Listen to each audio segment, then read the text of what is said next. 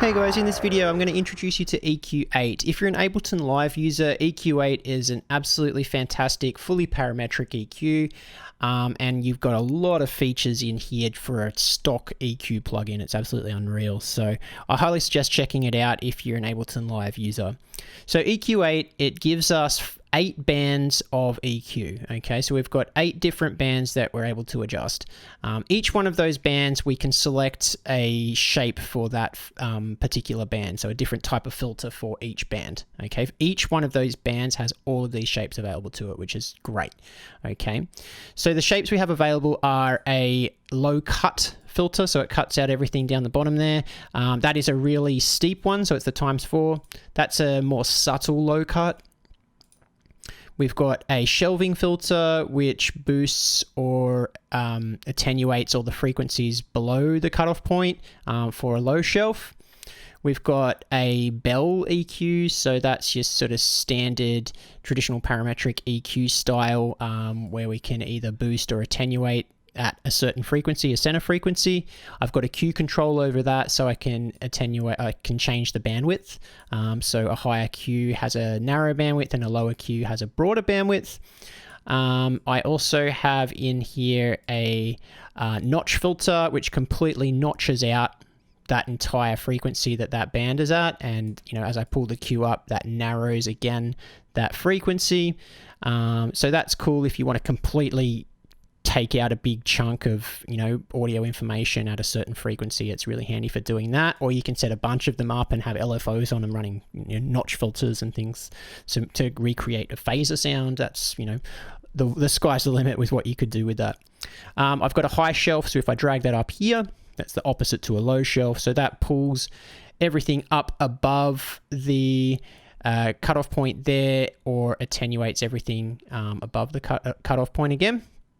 And I can change the Q to change the response of that curve, a tighter Q, so like a higher Q value above the cutoff point. It actually adds some resonance, and below the cutoff point, it sort of takes out some of those frequencies. So that sort of reacts how a traditional analog EQ, shelving EQ works, which is really cool. Same, you can do the same for the low shelf as well. I get a high cut, and I get a steep high cut there. Okay, so I get a lot of features for each individual band. So there's so much you can do with this EQ. It's amazing. So each of those bands, I can switch them on with this little light down the bottom. So I'm just going to switch them all on, so I've got them available to me. And then over on the right here, I've got all my sort of settings features and stuff like that. So I've got this drum break that we're just going to look at for processing with this EQ for the moment. It sounds like this.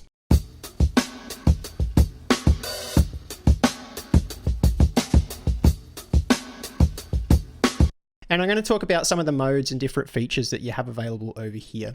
So first up is this little headphone button. If I click that on, when I select a band and I start playing with that band, it actually solos that particular band. So it only lets me hear the frequencies that that band is affecting. So let's have a listen.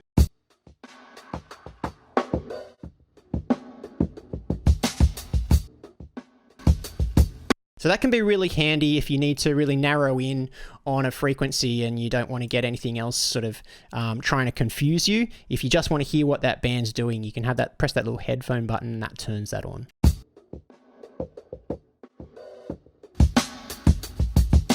Okay, I'm going to turn that off for now.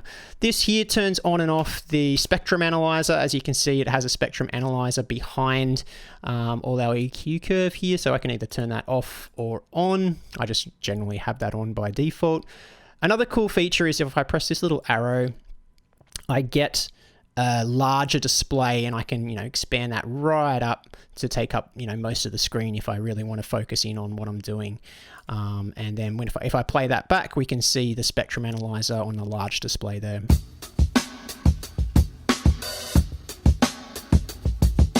So super handy. I'm just going to go ahead and get rid of that.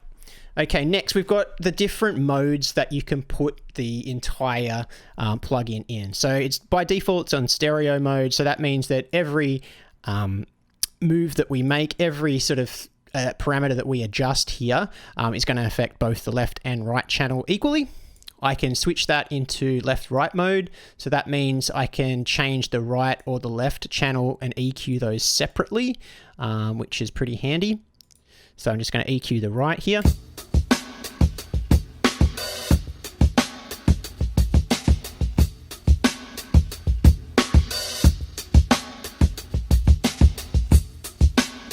Could be cool for coming up with some sort of, really interesting stereo filtering and stuff like that. Could be one way that you use this. So then I have mid-side mode as well. So if I switch that over to that, I can process the mid information, so all the stuff that's happening in the middle, and then I can process the side information separately. So that can be really cool for getting rid of any sort of side information down the bottom end, which if you've seen my phase course, make sure you go and check that out if you haven't, because I go into a bit of this mid-side EQing and what it can be useful for.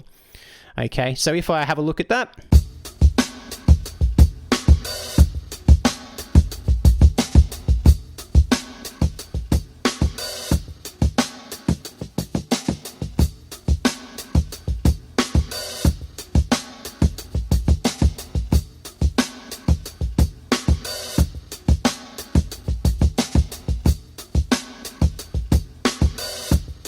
okay, so that can be useful too. This adaptive cue is on by default. The adaptive cue lets us change the way that each of these bands responds, particularly if they're in this bell curve mode. So without it on, with the adaptive cue off, if I boost a frequency or attenuate a frequency, notice how the cue point just stays the same. It doesn't change in any way. If I switch it on, watch what happens. Okay, so adaptive cue, while it's on, as I boost the frequency, you can see how the bandwidth gets narrower towards the top.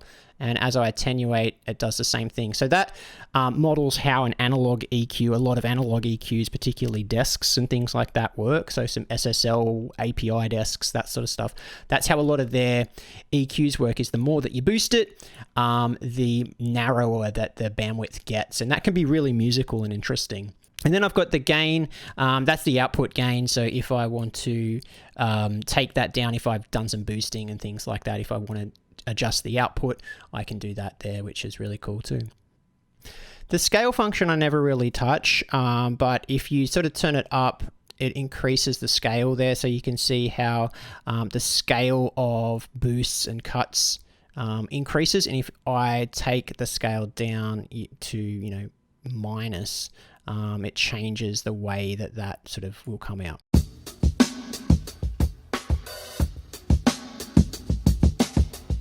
So I don't mess with that too much. I just keep that on 100% because I never really had to play with it. So then I've got options for the spectrum analyzer here. If I increase this block here, it actually gets more detailed. Or if I decrease it, I get less detail. So some examples of that, you might want to free up some CPU usage. For example, I would just suggest just turning the analyzer off if you want to do that, but that might be one reason you might be doing that. Or you might be using it for mastering. So if you're using it for mastering, you generally want a sort of broader overview rather than a more detailed overview of what's happening, okay? Refresh is the amount of time it takes for that display to update. If it's a higher setting, it's going to be slower, and if it is a lower setting, it's going to be quicker.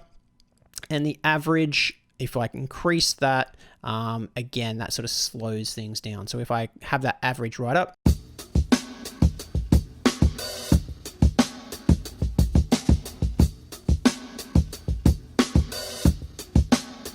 okay, so you've got a lot of customization as well with the way that you can view the analyzer depending on the purpose that you're using it for. And that is basically EQ8 in a nutshell. I hope you've enjoyed that. If you like that, I've got an entire course on EQing, a whole introduction to how I go about EQing. I highly recommend checking that out over in the VIP section if you're a member. If you're not, make sure you grab a membership. I'll see you guys later.